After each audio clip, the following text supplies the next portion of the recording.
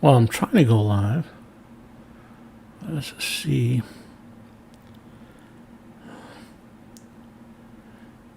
This.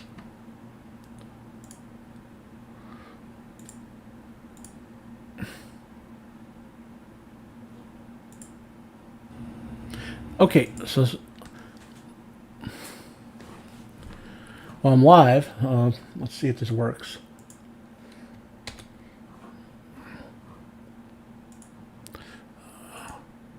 I'm sharing out the link now. This is just kind of an ad hoc thing, trying to test if I can do, sort of ad hoc live stream for those who get here early. To do an analysis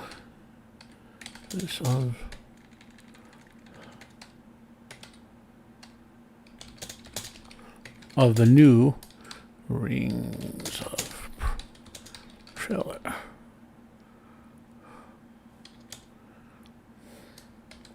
Come have a listen over on Unbearable 73.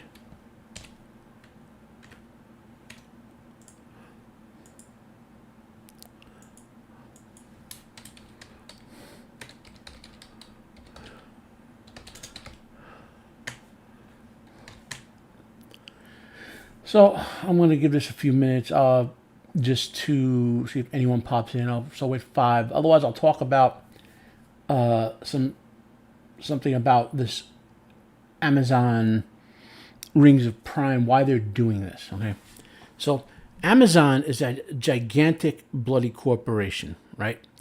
And they want to make money. I mean, billions and billions of dollars. They have billions and they want to spend it to make more billions, right? So on that level, Amazon doesn't care about this series. They, how do I put it? They just want this to be a massive marketing piece to do one thing, okay? To put in people's head the idea of Amazon and Lord of the Rings. Because the most regular people watch something, don't watch something, they'll, even if they don't like it, they'll remember like the title and the opener. So it's like Amazon Prime, Lord of the Rings. Amazon Prime, Lord of the Rings. And the reason they're doing that is because, hey Rosie, how you doing? Just let me know if the audio is coming in good out there, right? So the reason Amazon is doing this is what I'm getting to, is the rights for that Warner currently has, that Tolkien sold back in like '68 or something like that. That the Saul Zaentz group bought in, I want to say the early '70s. That's the rights that Warner has made the Lord of the Rings movies and and so forth with, and it's also the rights set that in the '70s led to Rankin Bass's Hobbit and Return of the King and Ralph Bakshi's Lord of the Rings. So, and the War of the Rohirrim is coming out under that headpiece, so to speak, that license, right? So there are two things going on with that. That license is up for sale. The Saul Zaentz group, because Saul Zaentz has long since died, wants to sell it for money because it's very, very profitable, right? In addition, both the Tolkien estate and the Tolkien estate wants those rights back from the Saul Zaentz group. So there's been word of a lawsuit that they might sue them to get the rights back, right? And both the Tolkien estate and the Saul Zaentz group are contending, because Warner hasn't made a Lord of the Rings movie since the Peter Jackson trilogy, basically. The Hobbits kind of are and aren't. They're contending. Hey, Nerdporial. Anyone who wants to pop on during this, I'll give you a link. As I was just saying, Saul Zaentz group and Tolkien estate are contending that Warner has essentially forfeited the rights that they had to make those movies. So there's a lawsuit that's threatened to be filed by both of them against a bunch. I guess Discovery Media now owns it, so those, what the gist of that is for a Nerdpro who just joined. Amazon is targeting those rights, meaning they want to get the rights to do the full Lord of the Rings make the movies and make gonzo money. Now, I'm not talking about the morons doing this show. I'm talking to the corporate executives at Amazon who want to make money. Now, because Amazon, so now they would love for this show to succeed. It would be like, even more marketing propaganda, right? So, they but they don't care if this show succeeds because they're building. Remember, they mentioned they're building a whole studio. Why would they build a whole studio for one TV show? Spend all that money on it, right? They're building a whole infrastructure for the Lord of the Rings, so they're planning on doing more. But there isn't much more that they can do. They basically have the rights to this. I'll hold it up to see if where's this one? That's Fellowship. Sorry, down here. They have the direct rights to roughly this chunk of Return of the King, okay, and that's about it. Okay, and now there's a lot of material referenced passively in there, so there's a lot of stuff that they could basically, as I said before, an intelligent person could easily, and I mean easily, turn that appendix, just that appendix, into dozens of TV shows and movies that don't disrespect Tolkien. But that's not what Amazoff is planning on doing, right? So anyway, that's my idea of what the real reason for this whole show to exist is. And I was leading in with that to preface before I get to the actual trailer, right? So people could show up, right? So we have now I'll do one more lead in to that, which prefaces the trailer, and to give a chance for more people getting in case for the analysis part. So, the other thing to understand is there are things, and you'll hear me constantly referring back to what I'm going to say during the trailer several times, that Amazon has no direct rights to, right? So that's why I think they're called Harfeet and not hobbits. J.R.R. Tolkien owns the concept of hobbits. He invented that word and the concept for them. Those type of creatures existed in mythology before, and halflings is the term for them. But being actual hobbits and a culture and all, he owns that. His estate owns that. When Dungeons and Dragons tried to call them hobbits, they got sued over it. That's how I know that. So since when they got this appendix, they didn't get the rights to the term hobbits, right? They can't call them hobbits. So that's and that concept I refer to several times in this trailer, and you will see in this show, they will show you pictures that look like things, and they'll refer to things, right?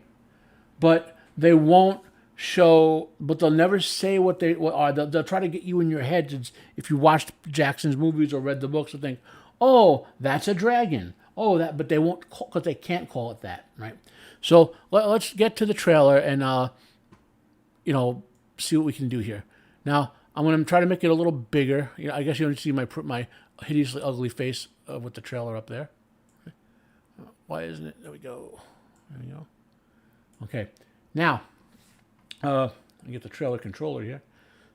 So a little bit of preface for what we're about to watch. They're basically so the universe exists, right? But they don't go right away to Earth, which is Arda, right? So they travel around. Yavanna creates all the stars in space. There's actually a word for that. It's something like Ilium. It's referenced in the Silmarillion. And after all of that, then they go to the formless Earth, and Yule the Smith, or Yule, forms it into the Earth, which at the time, in the version of the finalized version of the Legendarium, was a flat plate. Okay, in my video a week ago, I had the picture of that somewhere. Right. So, and that's the timelessness before everything. Right. Then you get to a time period before the elves and awaken, where there's some wars with Melkor and things like that. Right. Then you get to the time period when the elves awaken on Middle Earth, and what happens in canon is the elves are taken to Valinor, basically. The Valar say, come to Valinor, right? Okay? And then a whole generation of elves are born there, right? And then Now, I only mention this because in before the elves returned to Middle Earth, there was a time period called the Year of the Lamps and the Year of the Trees. The Year of the Lamps ended when Melkor destroyed the two lamps, right? Which the two lamps were in the version of Legendarium where the light of the Arda came from. So Melkor destroys them. Then Yavanna sings the two trees into creation, right? And then, like 1,000 years after that, roughly speaking, Galadriel is born. So she is born in Valinor. Okay, just keep that in mind. She's born in Valinor. So she did not travel to Valinor from Middle Earth. Okay, so let's watch some of this trailer now. Oh, one more thing. So I mentioned the elves eventually go back to Middle Earth after the two trees are destroyed. There's a bunch of stuff that goes on, and then the last 600 or so years, when the Noldor return to Middle Earth, that is what many people think of as the counting of the First Age. They're in human years, so to speak. Elrond is born about 550 years into that. Elrond and his twin brother Elros. Just keep those dates in mind so when we talk about certain things. And the first ended with something called the War of Wrath. Now I'm going to play the trailer. The trailer, there will be no music. There'll only be video, and I'm going to stop it periodically, okay?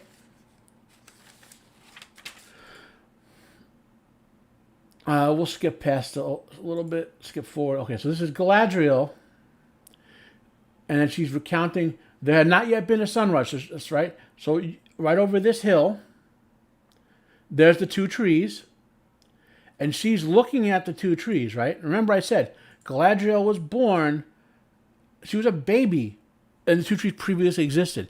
And you'll see ships later in the trailer. You'll see it looks like her on a boat sailing to Valinor.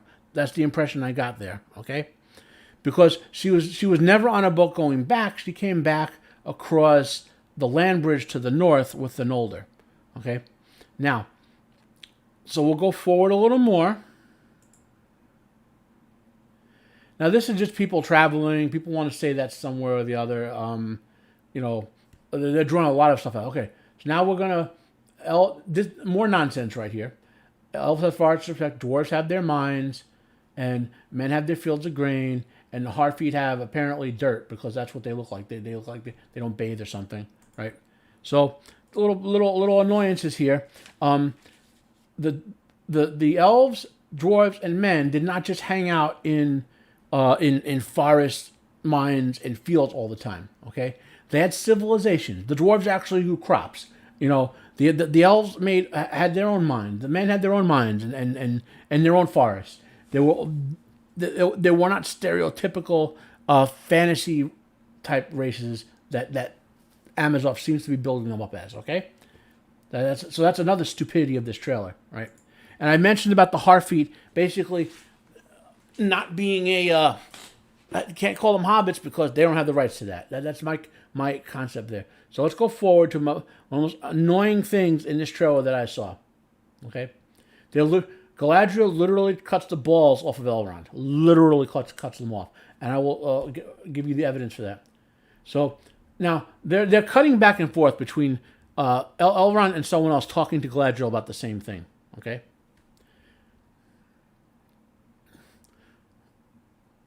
So let's see. So they're making one conversation about.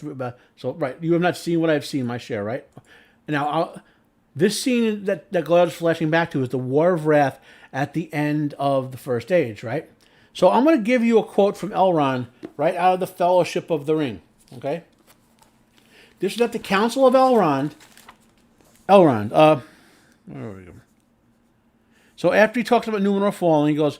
Thereupon Elrond paused a while and sighed. I remember well the splendor of their banner. Oh, he's talking about Numenor, I'm sorry. So he goes on and on. Here we go. Here we go. I remember well the splendor of their banners, he said. They're talking about Numenor with that sentence. It recalled to me the glory of the elder days and the hosts of Beleriand. So many great princes and captains were assembled, and yet not so many, not so fair as when Thangodorim was broken, and the elves deemed that evil was ended forever, and it was not so. And Frodo goes, you remember? And then said Frodo, blah, blah, but I thought he stammered it as Elrond turned towards him. This is Frodo, I thought that the fall of Gil-galad was a long time ago. So it was indeed, Elrond answered gravely, but my memory reaches back even to the Elder Days, which was before Gil-galad died at the end of the Second Age. Okay? Irindil was my sire, who was born in Gondolin before its fall, and my mother was Elwing, the daughter of Dior, son of Luthien and Doreth. I have seen 3 ages in the west of the world, and many defeats and many fruitless victories. Okay? I was the herald of Gilgalad and marched with his host. I was at the battle of Dagorla before the Black Gate of Mordor, where we had the mastery. And I'm going on, okay? Now, I'm skipping, okay? So he goes on, he tells the history, right? Elrond was there in this battle. Whether he was fighting or just supporting, he was alive during the Battle of the War of the Red at the end of the First Age for over 100 years. In fact, he was kidnapped by one of the sons of Fëanor as a child, him and his brother Elros, and but eventually Maglor, one of the sons of Elros, saying to him, I'll read back to any questions, Rosie, in a minute. I want to finish this thought. Maglor eventually came to love them as sons and taught them like all his stuff, basically. So Elrond was there during the scene we're about to watch Galadriel say Elrond never saw. Right?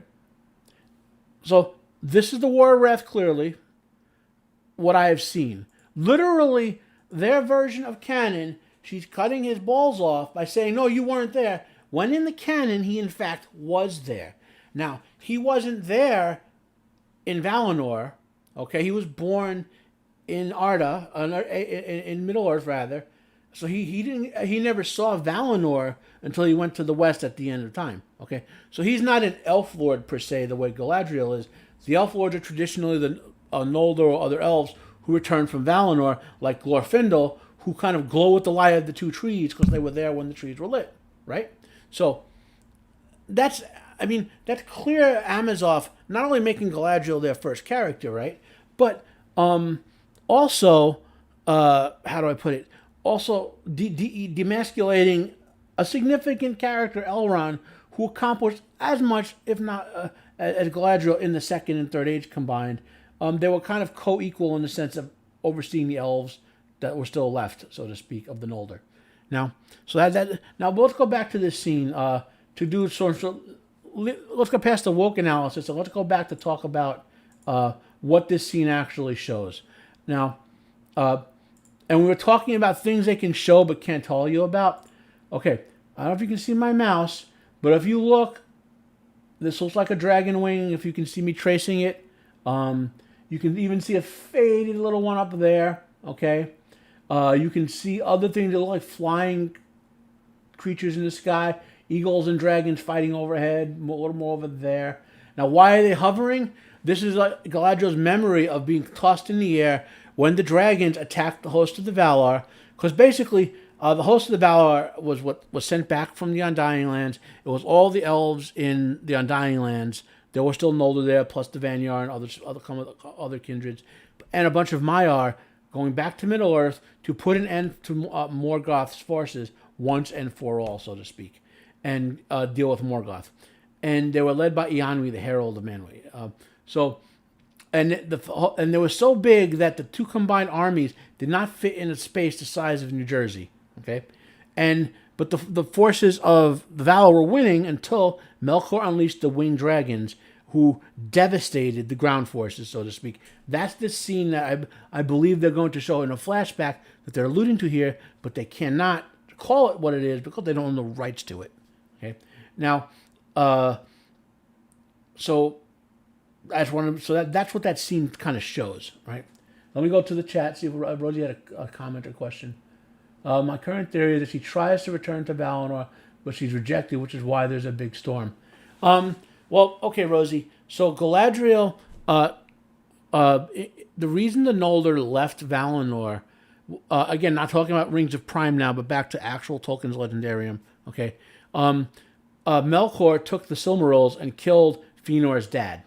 Basically, there was a kind of event, like, in Valinor, there's two major cities. There was, in the Undying Land, there's 2 major cities. There's Valinor, and then there's Eldrassil. I'm misremembering that slightly. One was where the Valar ruled the city, and the other was where all the elves ruled the city.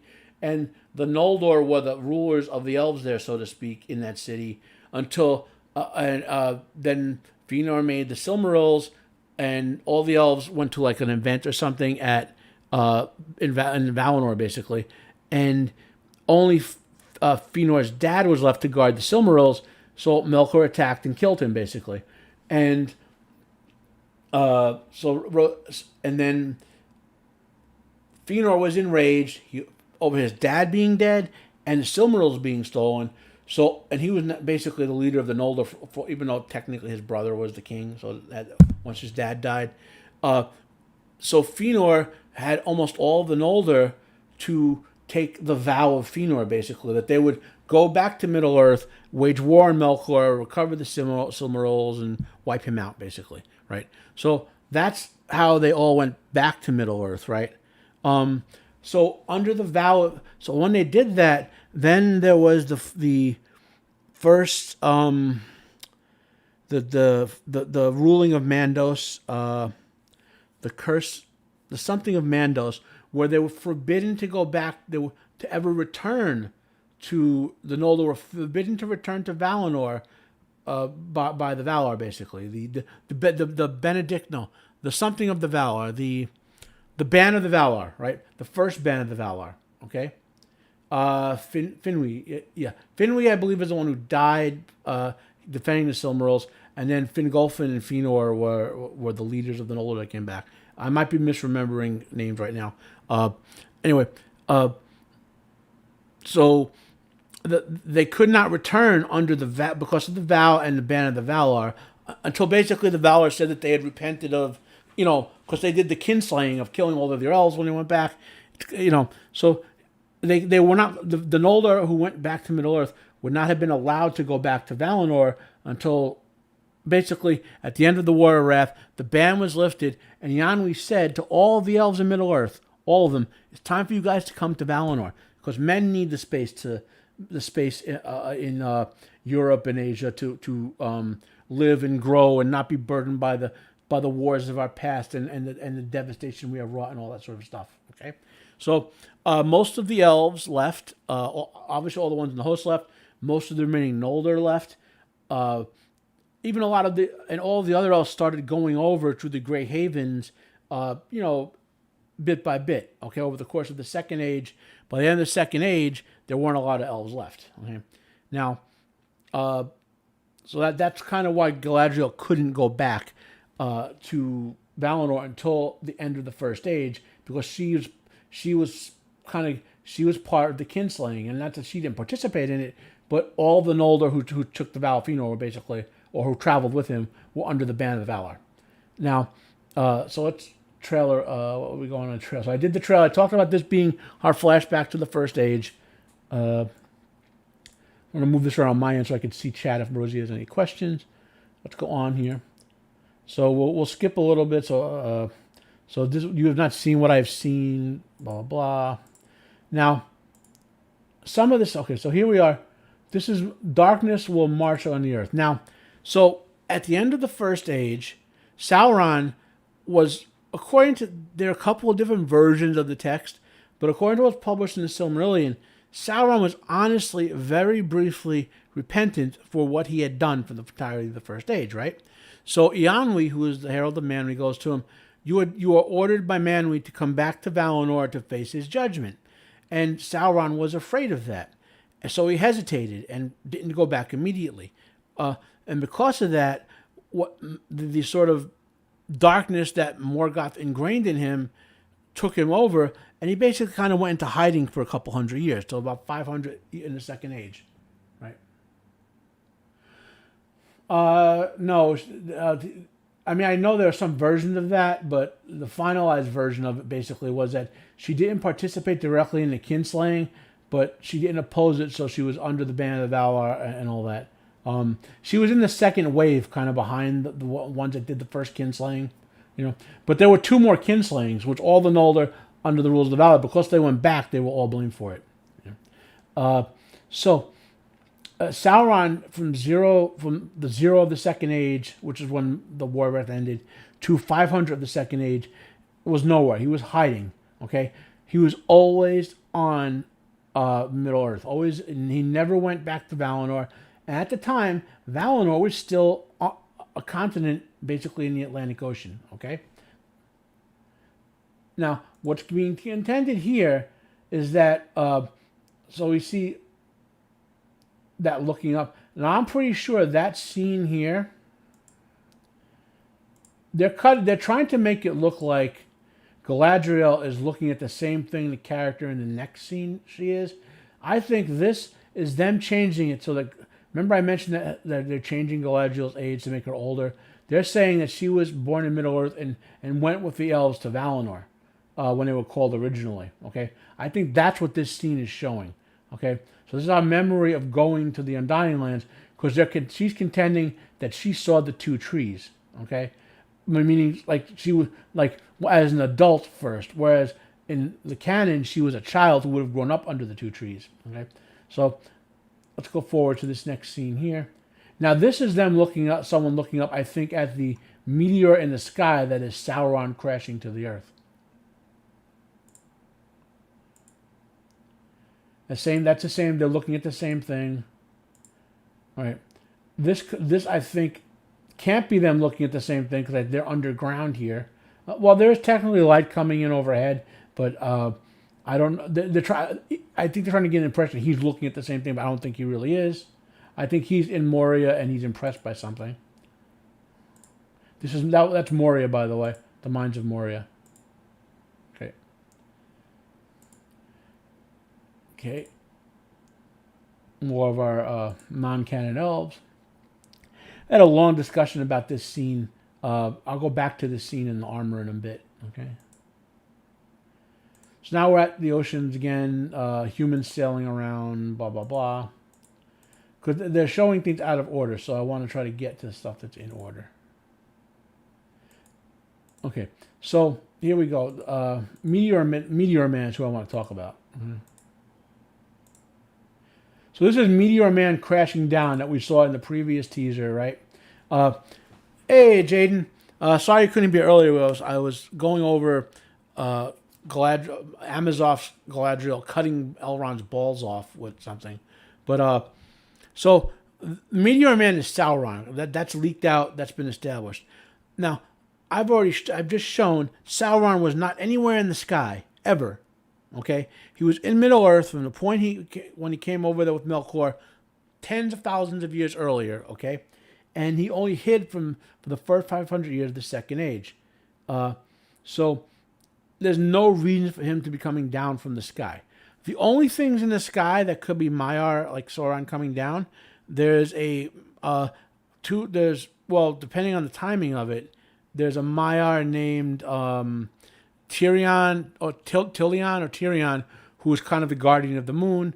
There's a Maiar named Arielien, something like that, starts with an A, who is kind of like the guardian of the sun. And Earendil's up there with Vinglot sailing around in space. Well, not Vinglot, it's called something else after Ost something or other. None of them would be crashing down, okay? So here's what I think they're doing. Okay? Since they don't have the rights to the Silmarillion or anything in it, right? And furthermore, Tolkien tied the Lord of the Rings to kind of like Norse mythology and Catholicism. So it's compliant with Catholicism, right? So they want to remove that because that's not woke to have Catholic morality and all this. And they, they want to make their own spin on events, of course, too. So they're going to contend that the Undying Lands, Aman or whatever, that the Valar aren't angelic beings, they're actually gods, that they're in somewhere in the sky, that the elves went to heaven and came back, so to speak, right? And Sauron is fallen from heaven, and that's Sauron being cast out, right? And I believe they're going to they're going to try to indirectly claim because they can't say it directly because they're not allowed to conflict with the other canon. They can present a conflict, something that could conflict, but they can't say it does, right? So they're going to say that Sauron was the villain of the First Age as well. They're just going to erase Melkor, okay, and erase Eru-Yuvatar. Okay? So I think that's what they're doing with the Sauron coming down from the heavens in a fireball bit, okay? Don't know why, but that's what they're doing. Mm-hmm. Now let's go to the end. Okay, that was the end of the annoyances. Go back to one more scene, which was around here, I think. The horse armor. Uh, they keep. And there's Galadriel over there riding her horse and all that. People focus on the wrong thing when they show Galadriel in armor with a sword, okay? She was an older elf, right? So our people made swords and wielded armor. If she's on a battlefield, even though she's not going to be in the front lines, she's going to be where the leadership is, and she's going to be using her powers to affect the battlefield. She's still going to be wearing armor because they don't want a stray arrow to kill her, right? And being that the fact that she's like literally like 30,000 plus years old, at some point someone's going to teach her how to fight with a sword. So my problem isn't her having armor and wielding a sword. My problem is how she's fighting in a battle. It makes her look weak. The Galadriel with the sword doesn't make her look strong, fighting with a sword. It makes her look weak. She has power. If you physically get to Galadriel to engage her in combat, you're the only one who made it to about 10,000 guys. She's just obliterated with our mind. Okay? So this makes Galadriel look weak. Okay? Now, and also another thing some people brought up, I've heard on other places, the armor on the horses, it kind of looks pretty cheap. I mean, for spending $400 something million on this season, you'd think they would have more quality of it. And also, it doesn't really look like horse barding would have looked. For the most part, Tolkien's his kind of technology level for the setting was early to Middle Ages, not high Middle Ages. So plate armor itself was rare. Most people who wore heavy armor had mail, chain mail with the padding under it, and plates on various parts. So you would get how do I put it? They're depicting everyone, not everyone, as wearing some sort of heavy plated armor when that's not how Tolkien depicted things. Okay, and in addition, that's not how horse armor would look at all, right? So there's some problems there on that. And there's another trope in here with when we go back to the Harfeet. I don't understand. Let's see if we can find them. Find a good picture. Here we go. So play. Come on, play. We go. So when we look at these Harfeet people, right? They look dirty and grungy and grimy. Okay. Why? There's a trope that a lot of people have, that people in the time of the Middle Ages, that time period, that they didn't bathe or have clean clothing or anything. They wore rags. That's not true. They didn't bathe like we did, and they didn't know some of the cleanliness standards and all that. But these people wanted to be clean. They wanted to look decent and all that. They didn't. And that's the time. That's the level of society and technology that Tolkien depicted the events of most of the first, second, and third ages at. There were some more primitive peoples and whatnot, but they weren't grimy and grubby tribal level. Not the even tribal level weren't grimy and grubby. But the point I'm getting at is, I don't know why they're making the Harfeet out to be these sort of dirty-looking, grimy people. But they did the same thing with Galadriel. Like, up until about 3 weeks ago, Morfydd Clark has looked kind of dirty and skanky. Like, what were they doing? And she's an attractive woman, Only the last 3 weeks, they finally letting her look clean and alluring, like, kind of like how Galadriel should look, is clean and alluring. So that's another stupidity with this. I don't know. I mean, I could probably pick out other little things, but the biggest thing to me is, Jaden, if you go back and listen to it, I already finished it, was this scene here where basically Galadriel is emaciating Elrond, saying that he wasn't there to see all this, when in fact he was there to see all this. Okay, so that's most of my spiel. Let me see if I have anything else in my notes here. I did the Elrond quote I had. Yeah, that's most of my spiel about this trailer. If anyone has any questions, any of you guys out there have questions, hit them up for me. My plans for when this show comes out, I will probably do a sort of like play it live while not live. I mean, obviously you guys won't. You'll see me reacting to it live and dropping what I instantly think about it, and then I'll do a sort of planned out, write a script, pull a few, do some analysis on it type of video. So there'll be a bigger ranty video, and then maybe a day later a shorter, more well thought out video, just pulling points because I'm not. And I mean, if any of you watch my Kenobi videos where I just could have lost it pulling those apart, none of that was scripted. I was just what I saw and just off the top of my head. I mean, I know with every one of these Rings of Prime episodes, I'll almost be able to go scene from scene. I'm sure Disparrow will do that, okay? They'll go scene from scene to say why this is screwed up, why it conflicts with canon. I can't imagine that with this show, because they're literally... Okay, so Sauron emerges in Second Age 500, and the end of the Second Age is in Second Age 3400 with the last alliance of men and elves, right? So that's like 2,000 plus years of history, and they're compressing all of that into a show that occurs in 5 years. And I can't see, and when I say I can't see, I mean there is no level of writing you could do to make that in any way quality. So they're just going to juxtapose things together, like Celebrimbor being alive at the same time Ar-Pharazôn is a king in Numenor, when in fact Ar-Pharazôn was born over 1,000 years after Celebrimbor died.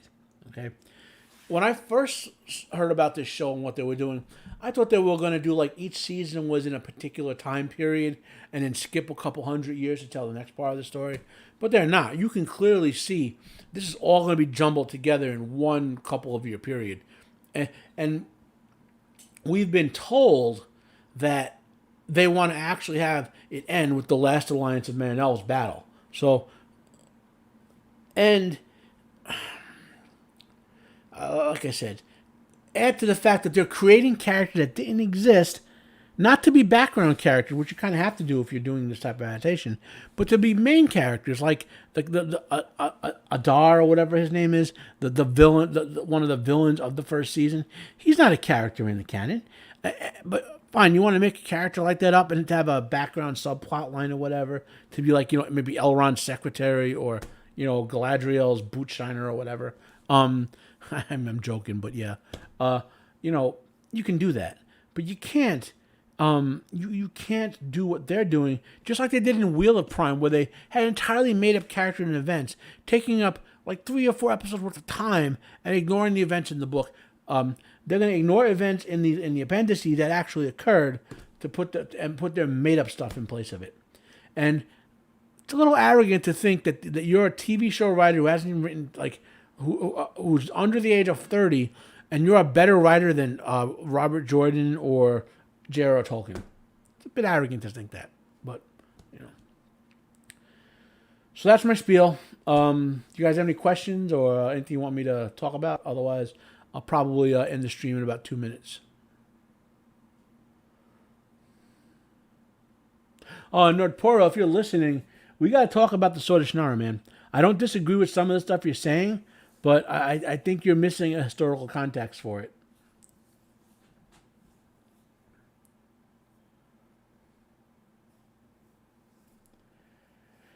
Okay, not getting any questions. I know there's a bit of there's always like a 8 or 10 second delay. Actually, I can do one more thing. I can show something off. So, there is one good thing that Wheel of Prime is giving us, okay? Tolkien has written other books besides Lord of the Rings and The Hobbit, right? And so, a lot of his stuff has been out of print for years, so a lot of it's coming back into print. Not only the stuff he wrote, but some cool stuff that others wrote about his works and whatever. So the one good thing about this show is we will have an opportunity to get certain things that have been out of print for years. Like, for example, I showed this off a little bit in the DMs for people. It's in reverse. Man, this reverse camera thing, I don't even know where to change it in Teams. So, but this is the pictures by J.R.R. Tolkien, which you can't see the words, but you can see the art. Okay, and Tolkien not only was a writer, he was a poet, he was an artist, and these are pictures that Tolkien drew primarily for a couple of calendars from the 70s. Well, that's what they were used for. So, for example, see if we can find something cool to look at. Well, we'll just go from the beginning. It's a little easier that way. So here's the one on the black and white one is the one Tolkien drew. There we go. I'll have a much better camera by the end of the week. And then this is the colorized version, if you could see it, right? Okay. And so if you want to get it, this was like I think $15. I got it for brand new. If you want to pick this book up, it's really cool. It has stuff he drew in it, and Christopher wrote a bunch of stuff about where the pictures come from and the background of it. So that's a pretty cool thing. Well, the context that I'm talking about is, think of when it was written in the mid '70s. Tolkien published The Return of the Lord of the Rings 20 years earlier, and Terry Brooks was one of the first generations of writers to be influenced by it. So he was, some of the elements that are common, that he was heavily influenced by it. Admiral, and he so you can see why he and other writers would have written that. That's one of the reasons Michael Moorcock despises Tolkien's work, is because he felt it was too influential on generations of writers. Now that's a whole separate issue, you know. So people like to draw comparisons between saying, well, Sword of Shannara was a derivation. Yeah, it was, because he was influenced by it, but there were some different elements in there. And one cool thing about the Sword of Shannara, that Brooks was probably, I can't say he was the first person to ever do this, but anyone who wants to read the Sword of Shannara, who hasn't read it yet, oh yeah, I liked it. I liked it better on reread after I had read Elfstone of Shannara. I went back and read it again, because I was very young when I read it the first time, and I enjoyed it. I think I was 6 years old. Yeah, because I would have read it. When did I get the bookshelf? The bookshelf with Lord of the Rings, I was 4.5. That was 1978 or 79. And Sword of Shannara would have been when I was 6, or 8 or 9. In 80 or 81 when I read Sword of Shannara. And Elfstones came out like in 83. So I read Sword of Shannara. Yeah, I'll have a comment about Elric in a second. I used to love Elric a lot more. You know, I haven't felt the urge to go back and reread it in years, but I'd probably say up until, like, I've read Lord of the Rings more than anything, like, obsessively, but I read Moorcock's works, especially the Elric and Corum stuff, probably 20 or 30 times before I was 30 years old, you know, and then I think I just read some of the Elric books that came out after that and reread the series when they came out. So I never, and now I'm 49, I haven't read Elric stuff since I was in my late 30s. Though I haven't had access to all my books in a decade because of where I lived and my health scenario and all that, you know. Anyway, on the Sword of Shannara, at the end of Sword of Shannara, the way he beats the villain is a little different. It's not a standard, like when you hear Sword of Shannara, everyone in fantasy thinks, oh, it must be a magic sword that can cut through mountains or whatever. No, it can't do that. If you try to use the Sword of Shannara that way, it's going to break. Okay, it's just a regular sword. It has a very powerful magic power, which I won't say, and he uses it to defeat the Warlock Lord with it in a way that was not common in time in fantasy, and that always impressed me. You know, honestly, if you look at the Sword of Shannara, I want to say the first third and the last third impressed me more than the middle. Now, anyone who doesn't know who Lester Del Rey is, he's passed away a long since time, but there's obviously the Del Rey Publishing House or whatever. Lester Del Rey and his wife were editors, and when they got a young writer, they might as well have been called co-authors of every single thing that those young writers wrote, because they ripped it apart when they edited. Even Terry Brooks said, I should have just listed Lester as a co-writer because half of it was his editing. You know, the stuff he cut out, the stuff he told me to rewrite and change, you know. So you can kind of see, if you look at, knowing how I've read a lot about how Lester Del Rey worked, and when but that wasn't until like in my teens. So I went back and read the Sword of Shannara. Then I was like, oh, I can kind of see how this is broken apart in chunks and where he might have made changes to it. It's pretty nifty. On Elric, the only thing I would say about Elric is don't read it in chronological. Or, well, you could read it in the order they're supposed to occur in inside Elric's continuity. The only problem with that is some of the later books that were written refer to things, even though they occur in the chronology before some of the stuff that was written in the first 6 volumes of the Elric saga, right? They kind of presume you've read them already. So there might be some confusion. The way Moorcock writes atemporally sometimes. Like, if he knows he wrote a book 20 years ago or something occurred, even if it occurs in the continuity of the book in the future, he will sometimes reference it. Okay? He will drop an allusion to it that he expects you as a reader to know. It's just his working methodology, Though he did give us a lot of music, which I'm not gonna. I could go off on a whole live stream about the music inspired by Michael Moorcock, because it's probably number 2 only to the music inspired by Tolkien in terms of fantasy, Yeah. And on the Shannara stuff, the first 3 books weren't intended to be a trilogy. They just became one because everything became a trilogy after that. The publishers, hey, everyone likes trilogies. Let's just keep writing trilogies, So, yeah, that's pretty much that. Yeah.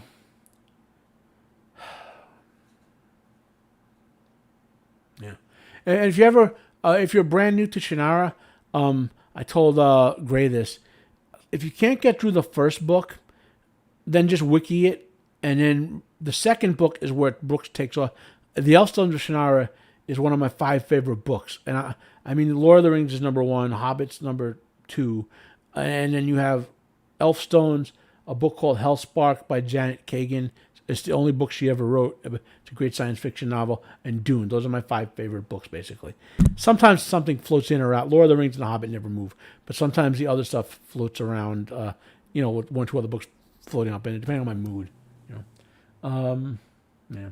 And after the Elfstones, after the Wish Song of Shannara, all the other Shannara stuff he wrote is kind of not as good to me as the Wish Song and Elfstones, except he wrote the Word and the Void trilogy, which is the best series of books he ever wrote. And so if you ever read Terry Brooks, read Elfsong, the first 3 Shannara books, but you can kind of skip through Sword if you can't get through it, and then read the Word and Void trilogy. My recommendation, anyway. Okay, if no one has any questions, I'm gonna on my end it's 3:36, so I will stop the stream at 3:40.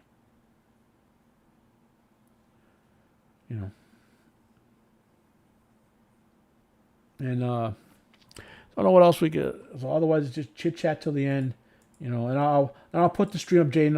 I know you were new late. I'll put the stream up so you can watch the first 20 minutes when it posts. Yeah. This is gonna be such a crap show. It's horrible. I don't. I mean, some of this stuff, like if you take away, like this looks pretty good, like as far as set work goes and artwork goes, I mean, taking isolation, some stuff looks like this is a cool looking ship, but when you compare it to what Tolkien actually did, it's not the same. It's not his world, Yeah.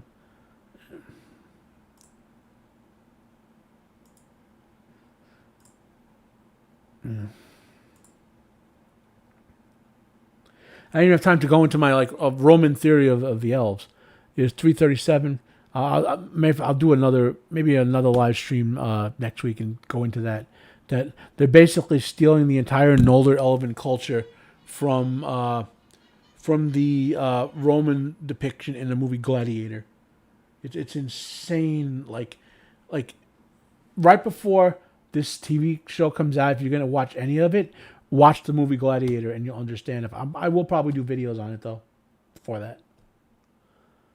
3:37.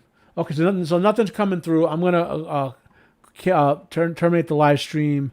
I don't. This is my first. I'll make up trail out intro and outros at some point. I hate video editing. I want to record it, maybe clean it up if there's a audio glitch or whatever, and post it. I'm not. I don't want to, but whatever. Okay, guys, have a nice afternoon. We'll see each other in some streams. Nerdportal. After this, I'll probably I'll probably finally be able to watch that Orville episode and get my review of it up there. So maybe you'll be able to see it tomorrow. Anyway, live long and prosper, everyone. Can you even see my hand? Yeah, you can. Yep. Yeah.